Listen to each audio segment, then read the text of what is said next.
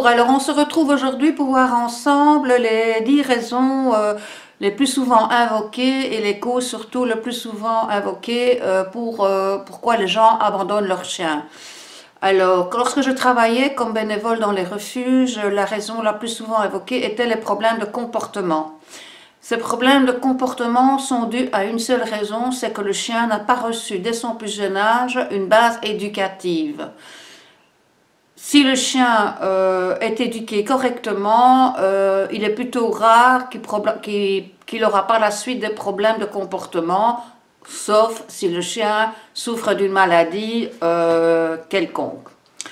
Donc, l'éducation d'un chien est vraiment la base pour avoir la certitude que par la suite, il n'y aura pas de problème. Les chiens abandonnés l'étaient le plus souvent entre la tranche d'âge 7-8 mois jusqu'à 1 an et demi, c'est-à-dire la tranche d'âge où le chien est en période de puberté. Donc, il va essayer de montrer sa personnalité, il va vous donner l'impression qu'il n'a jamais rien appris, et les gens s'énervent, il peut devenir destructeur, aboyeur, et toutes ces choses-là, et c'est uniquement parce qu'il n'a pas été pris tout petit en charge et qu'on ne l'a pas éduqué correctement. Donc, si vous achetez un chien et vous avez la chance de l'avoir petit, s'il vous plaît, donnez-vous la peine, allez à des cours d'éducation canine. Vous en aurez que du plaisir par après et surtout, c'est la garantie que votre chien ne devra jamais être placé dans un refuge. La deuxième cause la plus importante est évidemment le mauvais choix de race du chien. Souvent, les gens achètent un chien parce qu'ils vont sur un coup de cœur, parce qu'ils craquent pour une boule de poil et ne prennent pas en considération que, évidemment, le chien, il est tout petit, il est tout mignon, mais on ne réfléchit pas et on ne se dit pas, ça va devenir un grand chien, il va perdre ses poils, il va falloir l'éduquer, il va falloir le sortir, ça va être un problème quand on va aller en vacances, etc.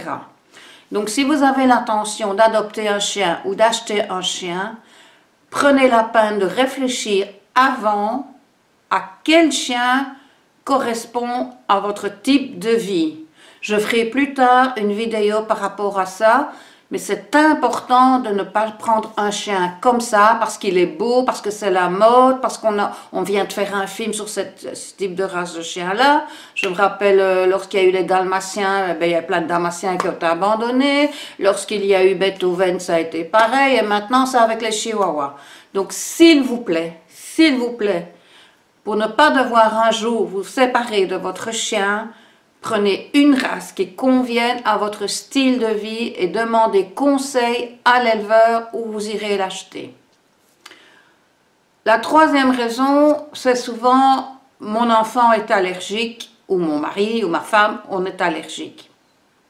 Il faut savoir qu'aujourd'hui, les allergies, ça se traite. Je suis moi-même asthmatique à 100%, j'ai 4 chiens, un chat et un oiseau. Mais j'ai un traitement, de toute façon, si vous êtes allergique aux poils d'animaux, vous le serez également à certaines herbes, à certaines plantes, et vous pouvez l'être avec des problèmes alimentaires. C'est rare qu'on est allergique à une seule chose, donc si vous êtes allergique aux poils d'animaux, aux poils de chat ou de chien, allez consulter, demandez conseil à un médecin et il saura vous donner le traitement adéquat pour vous éviter tous ces désagréments. Ou sinon, faites le test anti-allergie avant d'acquérir un animal et comme ça, vous n'aurez pas ce souci-là non plus. La quatrième cause, c'est on a eu un bébé. Oui, et alors? Ça pose un problème? C'est parce que bébé est là, on jette le chien?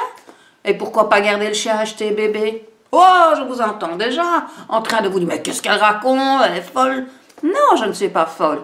Ce n'est pas parce qu'il y a un nouveau-né qui arrive à la maison qu'on ne peut pas garder le chien. Il y a des méthodes justement anticipatives avant la naissance du petit qui vont permettre au chien d'accepter sans problème le nouveau-né. Et ça aussi, il faut se renseigner comment il faut faire. Je ferai une vidéo à ce sujet-là aussi, mais si c'est maintenant, là, tout de suite que vous allez accoucher, eh bien, prenez les devants, renseignez-vous auprès d'un éducateur, d'un comportementaliste, d'un vétérinaire, allez voir sur Internet comment faire pour anticiper la venue de bébé et éviter que ça crée des problèmes avec votre animal de compagnie. La 5e raison, c'est on déménage. Oui, ben moi j'ai déménagé des dizaines de fois dans ma vie et j'ai toujours emmené mes animaux avec nous. Le déménagement n'est quand même pas une raison pour se séparer de son animal. Le jour d'aujourd'hui, la loi interdit à tout propriétaire d'interdire la possession d'un animal. Donc, vous avez la possibilité de trouver des gens qui acceptent des animaux et de chercher un logement où pourrait emporter votre chien, votre chat. Il suffit évidemment de s'y prendre à temps pour avoir le temps de bien chercher. Évidemment, c'est pour ça qu'il est important d'éduquer son chien, parce que si vous arrivez dans un nouveau logement avec un animal qui terrorise tout le voisinage, il va de soi que ça va poser un problème. Mais si vous anticipez que vous vous prenez à temps, il n'y a pas de raison que parce que vous déménagez, vous ne pouvez pas prendre votre chien avec vous. Il y a aussi la cause on se sépare, on divorce. Eh bien oui, et alors? Vous vous mettez d'accord, il y en a un des deux qui prend le chien et qui prend le chien en charge, et puis voilà.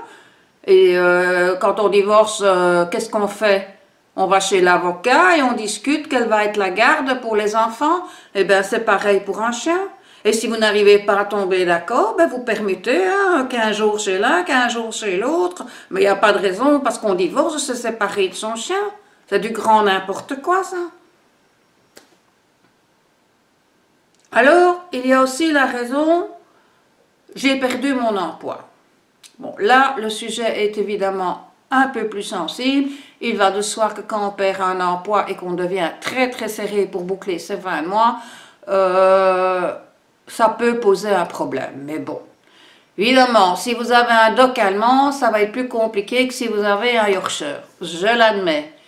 Mais finalement, il y a toujours moyen de aussi s'arranger pour avoir...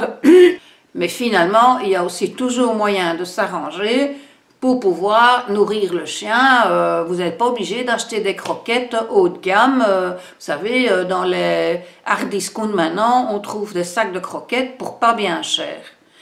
Bon, si c'est un chien évidemment qui fait du toilette, qui a besoin d'un toilettage, etc., c'est un autre budget. Mais là aussi, je vais vous faire une vidéo avec tous les trucs et les astuces pour pouvoir soigner correctement son chien quand on a un petit budget. Il reste ensuite les vacances. Ah, ça c'est le grand problème, les vacances. Ben oui. Lorsqu'on s'engage à prendre un animal, il faut prévoir à l'avance, est-ce qu'on va avoir le budget nécessaire pour pouvoir le placer en pension? Ou alors, bien sûr que si on part en vacances, il va falloir placer le chien. Alors, soit il va aller en famille, soit un voisin va peut-être venir s'occuper de lui chez vous, ou alors vous allez devoir le mettre en pension. Évidemment, une pension, cela a un coût. Mais ça, il faut le penser avant. Il faut y penser avant d'acquérir un chien. Il faut vraiment faire un listing. Qu'est-ce qu'on peut investir et sacrifier comme budget chaque année pour notre animal? Et si vous faites ça correctement, ben, le moment des vacances ne va pas poser de problème. Il y a des pensions qui sont formidables. Vous mettrez votre chien en pension, vous partez tranquille, l'esprit tranquille, et à votre retour, vous récupérez votre animal qui lui aura passé son petit séjour avec des copains. Donc réfléchissez-y, ça aussi c'est important, c'est pas au moment qu'on est devant le mur qu'il faut se dire « Eh mince, comment est-ce qu'on va faire maintenant ?» Bon, ben, on va le mettre au refuge. Ben oui, c'est tellement facile. Alors, le dernier point, c'est des chiens qui présentent des problèmes de comportement, qui ne sont pas toujours liés à un manque d'éducation à la base. Les animaux qui ont un problème de comportement sont liés à un passé. J'allais dire antérieur à un passé. Bon, Ça va arriver plus fréquemment avec un animal que vous avez récupéré, par exemple, dans un refuge qui est un acte noble, parce que vous sauvez un animal, et pendant que vous sauvez un animal d'un refuge, vous permettez à un autre animal de prendre une place dans un refuge et de trouver lui aussi probablement une nouvelle famille. Mais évidemment, les animaux récupérés dans les refuges, on ne connaît pas toujours les antécédents, et même si les gérants des refuges posent le maximum de questions possibles à la personne qui abandonne son animal, ils n'ont malheureusement pas des réponses honnêtes, parce qu'il y a des gens évidemment qui ont honte d'abandonner leurs animaux, et donc ils inventent n'importe quoi. Donc si vous récupérez un animal dans un refuge, posez bien les questions, parce que les gens qui tiennent le refuge ont eu l'occasion d'étudier le chien, de voir son comportement. Bien souvent maintenant, d'ailleurs, ces gens-là font ça très sérieusement et informent les gens, voilà, ils les souhaitent ici et là, mais il va falloir faire attention à ça ou à ça. Eh bien, à ce moment-là, vous allez tout simplement consulter non pas un éducateur canin, mais un comportementaliste, parce qu'il s'agit d'un sujet bien spécifique, chien aboyeur, chien destructeur, pas propre, etc. Et le comportementaliste pourra, avec quelques conseils et très rapidement, vous aider à remédier à ce problème-là. Voilà. Je pense que j'ai fait le tour du sujet, disons, dans sa globalité, parce qu'il y a plein d'autres raisons, mais ce sont les causes principales d'abandon d'animaux. Et donc, je pense que si déjà à la base, on pouvait rectifier ces 10 points-là, eh bien, il y aurait beaucoup moins d'abandon d'animaux. Voilà. J'espère vous avoir mis en garde un petit peu, vous avoir éclairé sur le sujet des abandons des animaux. Et je n'oublierai pas de vous mettre tous les liens nécessaires, par exemple, qui peuvent déjà vous être utiles, comment faire avec un animal qui aboie tout le temps, etc. Il y a d'autres vidéos, regardez sur la chaîne, par exemple, qui expliquent comment rendre un animal propre, et enfin bon, regardez parce qu'il y a un peu de tout.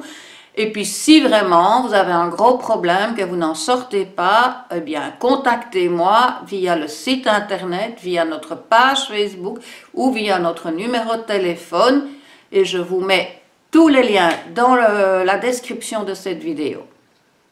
Je vous souhaite une bonne fin de journée, beaucoup de bonheur avec votre boule de poil et je vous dis à très vite.